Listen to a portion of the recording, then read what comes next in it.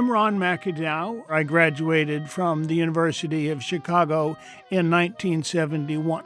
I decided while I was in college that I wanted to make animated films for children using ordinary objects as a child would do in imaginative play.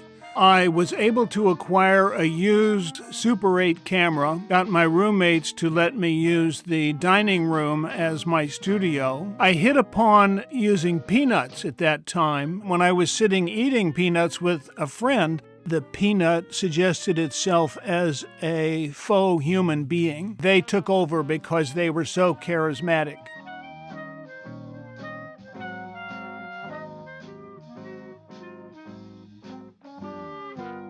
Hank the Cave Peanut was turned down by numerous non-theatrical film distributors, and so I decided that I would distribute it myself. One of the nonprofits in New York City that purchased the film donated its collection to the Museum of Modern Art. The museum had decided to schedule a family film screening, so we got to hear from the children themselves. One little girl was worried that the peanuts were going to eat the fork, which I thought was very sweet. Makes the storyteller feel connected to the audience. Working as we did with real objects and with real miniature sets, I think that gave those films a quality that I hope will give them a long life and a lot of enjoyment to audiences of the future.